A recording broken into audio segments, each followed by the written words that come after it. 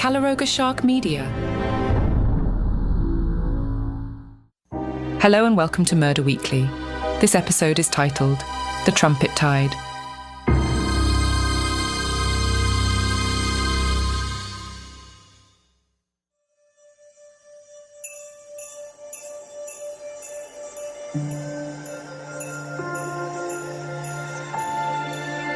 Henley Beach was alight with Christmas decorations, its streets echoing with festive carols. But beneath this joyous veneer, a shadow loomed. At dawn, the body of a surfer, Jake, was discovered washed up on the shore. Initial speculations pointed to a shark attack, but Detective Jennings, fresh from solving the hot tub murder, suspected foul play. Jake, known for his laid-back demeanor and surfer slang, was a beloved local. But amidst the Christmas cheer, he had carried a secret. The night before, he had witnessed a climactic performance by the world-renowned trumpeter, Elisa Torino. That night, after the performance, Elisa disappeared. Her trumpet was left behind. As there hadn't been a shark attack in this area since 1977, Detective Jennings wondered if Jake's death was connected to Elisa's disappearance.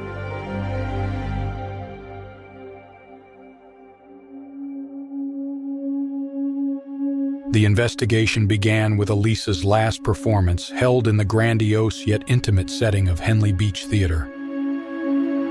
As guests entered the theater, they were greeted by the lavish Christmas decorations adorning the foyer. Garlands of evergreen, intertwined with twinkling fairy lights, draped elegantly along the balustrades, while clusters of holly and mistletoe hung at strategic points, infusing the air with a sense of Yuletide cheer. A majestic Christmas tree stood on one side of the stage, its branches laden with shimmering ornaments and a star that gleamed at the apex. Rich red and gold trimmings accentuated the theater's traditional decor, creating a warm, inviting atmosphere. As the lights dimmed, a hush fell over the audience, their anticipation palpable. Elisa, resplendent in a gown that seemed to capture the very essence of winter's elegance, icy blues and silvers, took her place center stage. Her trumpet, an extension of her soul, gleamed under the spotlight. The performance began with a hauntingly beautiful rendition of "O Holy Night," the trumpet's melody weaving through the air like a gentle snowfall. Transitioning seamlessly, Elisa then played "Carol of the Bells." The rapid, intricate notes of the piece cascaded from her trumpet, echoing around the theater with a vibrancy that seemed to animate the very decorations around them. For her final piece, Elisa chose a medley of Silent Night and Vivaldi's Winter from the Four Seasons. This exquisite fusion brought together the serene beauty of the beloved Christmas carol with the dynamic, frost-touched notes of Vivaldi's work. As the final notes faded into a profound silence, the audience remained in a moment of awed stillness before erupting into thunderous applause. Elisa's smile, radiant and humble, was the last image many would remember of the trumpeter before her mysterious disappearance later that night, leaving behind only the echoes of her Christmas serenade and a trail of unanswered questions.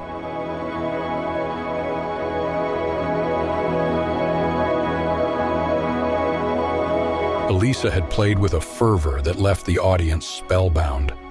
Among them was Jake, who seemed particularly mesmerized and snuck backstage to try to meet her.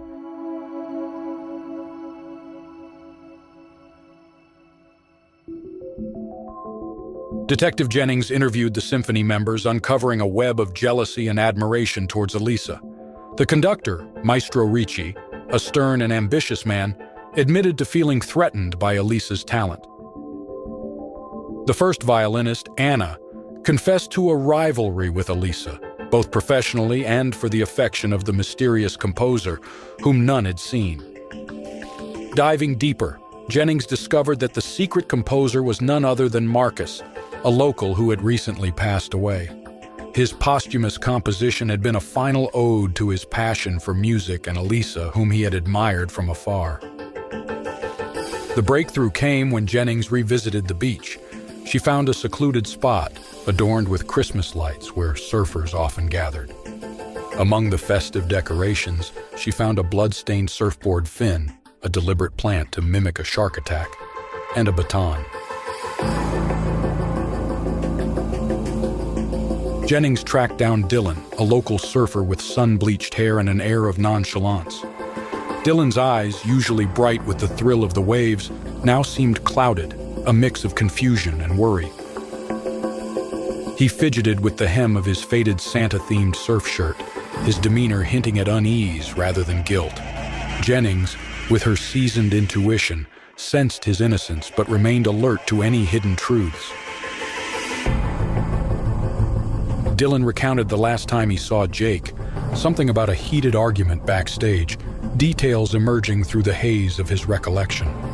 Dylan's account, disjointed yet earnest, painted a picture of concern rather than complicity. Jennings took notes, her eyes never leaving Dylan's face. She knew the surfer lifestyle often came with a laid-back, sometimes reckless attitude, but Dylan's honesty shone through his muddled words. Jennings couldn't help but feel a twinge of sympathy for the young surfer, caught in the riptide of a mystery far beyond the ocean's waves. Jennings then noticed Dylan was fiddling with a thin stick. She asked, "Where did you get that?" Dylan said he found it on the beach. Dylan had just cracked the case for her.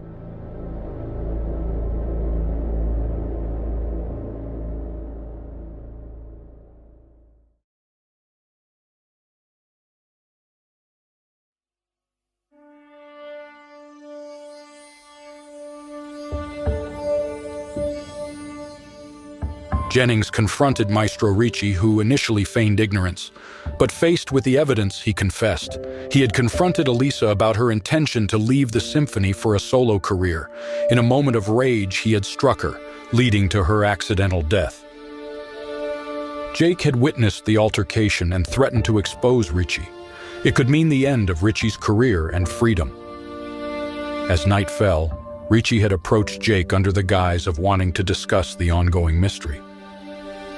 They met near the shoreline, where the sound of the waves muffled their conversation from prying ears. The beach was quieter than usual, with most of the town's residents attending various Christmas gatherings. It was the perfect setting for a clandestine meeting. Ricci tried to persuade Jake to keep silent, offering money and even threatening subtly. However, Jake, with his typical surfer's nonchalance, refused to be swayed.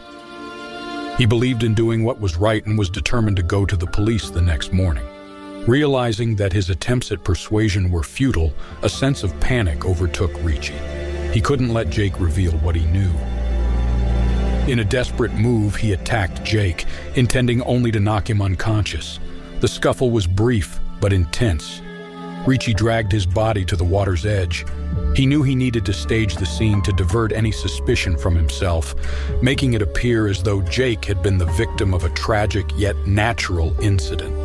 He inflicted wounds that mimicked a shark attack, bloodying the body by beating it with the tool he had at hand, his conductor's baton, left behind in all the rage. As he disappeared into the night, the waves washed over the shore, erasing his footprints, but not the gravity of his deed. The next morning, when Jake's body was discovered, the town was shaken yet again. Little did they know the truth was far more sinister, buried beneath the surface like a dark secret beneath the tranquil sea. As for Maestro Ricci, he was taken into custody, his career and freedom forfeited for a moment of fury.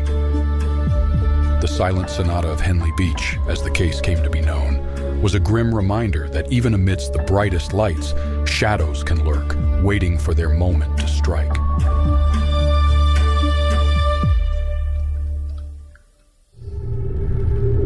Murder Weekly is a Calaroga Shark Media production, written and hosted by Aidan I. Flanagan, produced by Mark Francis, executive producers Mark Francis and John McDermott. Calaroga Shark Media.